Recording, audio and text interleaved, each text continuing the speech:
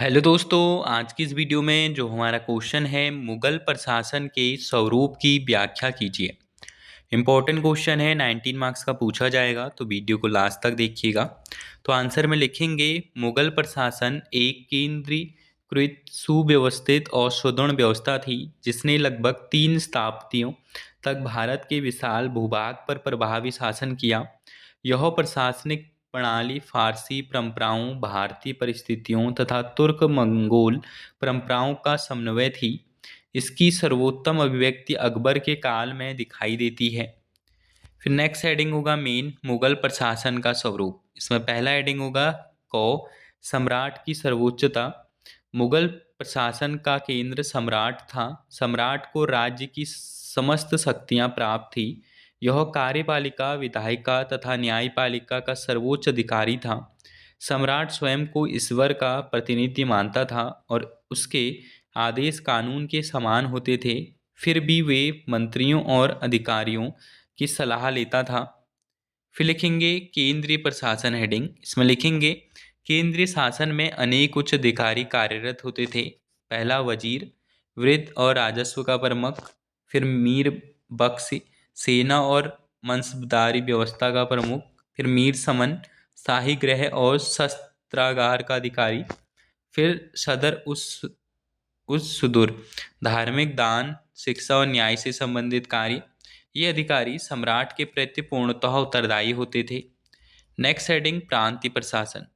मुगल साम्राज्य के सूबों में विभाजित किया गया। प्रत्येक सूबे में निम्न प्रमुख अधिकारी होते थे। पहला सूबेदार, प्रांत का सर्वोच्च प्रशासक। दीवान, प्रांतीय राजस्व अधिकारी। बख्श, सैन्य अधिकारी। फिर कांजी और सदर, न्याय और धार्मिक कार्यों के प्रभारी। फिर लिखेंगे सूबेदार और दीवान की शक्तियों को अलग अलग रखा गया ताकि शक्ति का केंद्रीकरण ना हो। फिर लिखेंगे जिला एवं स्थानीय प्रशासन हेडिंग। सूबों को सरकारों और आगे परगनों में विभाजित किया गया। फिर लिखेंगे फौजदार, जिला स्तर पर कानून व्यवस्था का प्रभारी। अमल गुजार, राजस्व वसूली का अधिकारी। कानूनंगों की पटवारी भूमि अभिलेख रखने वाले स्थानीय अधिकारी। इस स्तर पर प्रशासन प्रत्यक्ष रूप से जनता से जुड़ा होता था। फिर लिखेंगे सैन्य प्रशासन हेडिंग। मुगल प्रशासन की रीढ़ मनसबदारी व्यवस्था थी। प्रत्येक मनसबदार को उसके पद के अनुसार जात और सवार दिए जाते थे। सेना स्थायी नहीं थी बल्कि मनसबदारों के माध्यम से संगठित होती थी। फिर लिखेंगे न्यायिक प्रशासन। सम्राट सर्वोच्च न्यायाधीश होता था। कांजी इस्लामी कानून के अनुसार न्याय करते थे। हिंदुओं के लिए उनके धार्मिक नियमों का भी ध्यान रखा जाता था। फिर लिखेंगे निष्कर्ष।